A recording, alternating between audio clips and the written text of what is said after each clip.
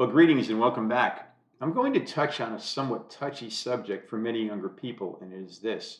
Why is modern music so awful? I realize that our generation experienced extremely diversified music genres that offered so many options. 42 genres according to a web search. When I was very young, I would hear such a wonderful mix of music on the radio, at home, on the beach, in the car, from neighbors' homes, and later on, you would hear it in stores and malls. And fortunately, my mother was a music lover herself, so that helped. And she, like many others, did enjoy much of the music since it was quite solid and diversified. And by the time I was around 12 or 13, I had access to not only the radio, but the stereo too, and started buying my own 45s and occasionally some LPs. Basically, you heard music just about everywhere you went, and there were so many styles. Fortunately, most of the music is still available thanks to technology. So what has happened to modern music, which I would classify starting around, 2000s, early 2000s? And of course, I had to research this topic, and it seems that I have plenty of company that agree. What some researchers have found is that harmonic complexity has decreased, making music sound homogeneous, and timbral diversity has dropped exponentially after peaking in the 1960s.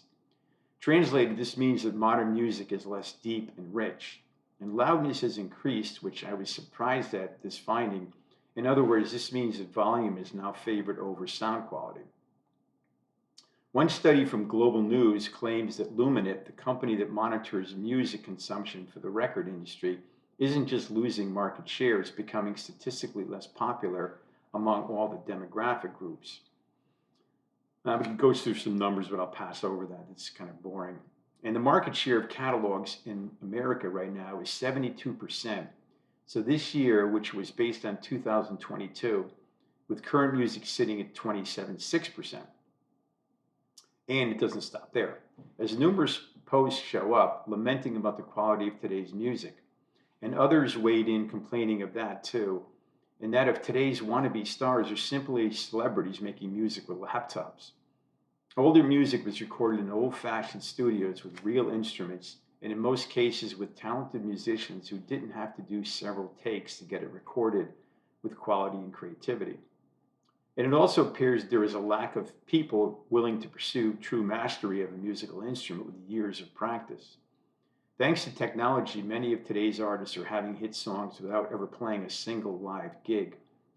That means that they've never had to sweat it out in front of strangers over long tours, and that boot camp experience is essential to becoming a better all-around musician. You need that experience if you're not just going to compete with your heroes' music on the world stage, but also with your heroes' music. But for me personally, I'm okay with it since I don't hear much of anything now that is memorable or of high quality, though I do enjoy the following musicians from today's era, such as Christopher Kingfish Ingram, the James Hunter Six, Hozier, Father John Misty, Tame Impala, Alicia Keys, of course, the Chainsmokers, Coldplay, Daryl Scott, and Nathaniel Rateliff. All of these folks can jam. We reside in Norwalk, Connecticut, or as my sons would call it, the Wack. Though we're not native to Norwalk, both my wife and I were born in New Haven, Connecticut. Norwalk is a rather unusual city, so let me share it with you. Currently, Norwalk has two Walmarts, in which one will swap out one of its stores on Route 1 to Target. We also have two Stop and Shops, one on Route 1 and another on Route 7.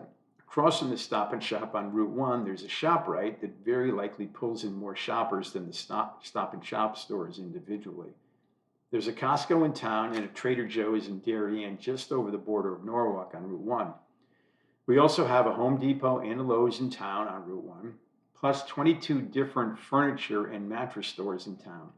And Wegmans should be ready to open in early 2025, just what we need for more traffic.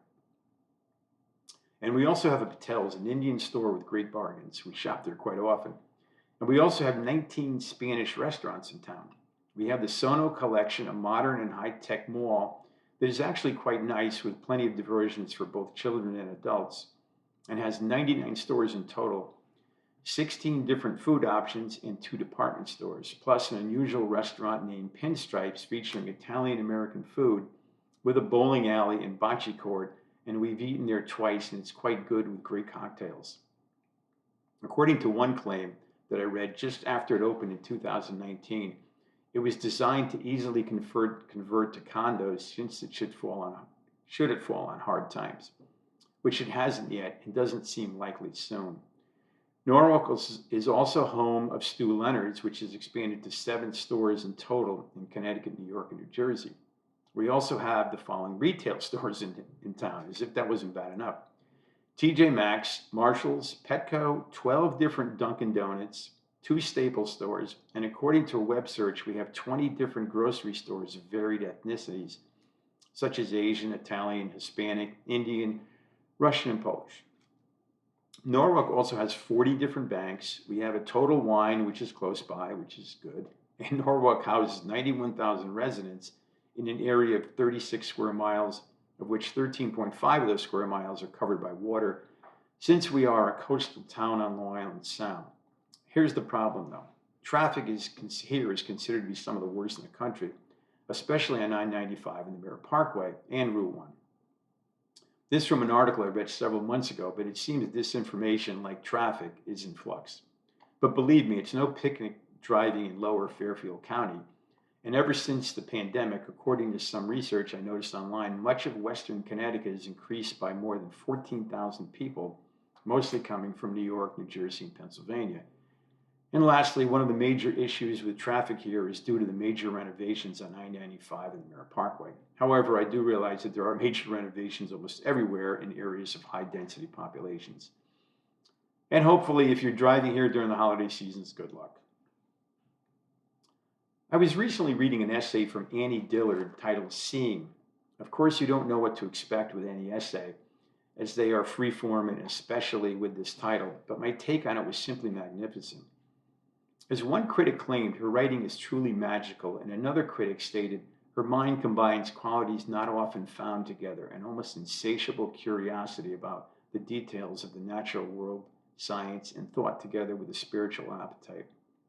I'll be concentrating on a book that she was especially fond of, titled Space and Sight by Marius von Senden. The book focused on the cataract surgeries that were performed on patients that became blind from cataracts at birth. The vast majority of patients had, in her opinion, no concept of space whatsoever. So consequently, form, distance, and size were meaningless. Before the operation, the doctor would give a blind patient a cube and sphere, and the patient would either tongue it or feel it in his hands and identify them. After the operation, the doctor would show the same objects to the patient without letting them touch them, and they had no idea whatsoever what they were seeing. The transition from being blind to seeing or having vision is quite drastic, as the visual cortex, the primary cortical region of the brain, has no information to relate and needs to adapt to the new stimuli. Despite having the aid of touch, the notion of size and proportion is deficient, such as one case where a doctor reported that the room he was in he knew to be part of the house, yet he could not conceive that the whole house could be bigger. Those who were blind from birth have no conception of height or distance. One patient was asked what he could see, and he said that he saw an extensive field of light in which everything appeared dull, confused, and in motion. He could not distinguish objects. The patient's concepts of space are the most revealing. One patient practices vision in a strange manner. He removes one of his boots and throws it a ways off in front of him, and then attempts to gauge the distance at which it lies. He takes a few steps toward the boot and attempts to grasp it and fails to reach it. A few more steps and he gropes for the boot and he finally gets hold of it. The newly sighted patients see the world as a series of color patches, and soon after the operations, a patient generally bumps into one of these color patches. They're pleased by the sensation of colors, but the rest of seeing is tormentingly difficult. Eventually, they realize that there is a space in front of them and behind them, which they do not see. The mental effort in these reasoning proves overwhelming for many of these patients as they struggle with the complexities and overwhelming size of the world.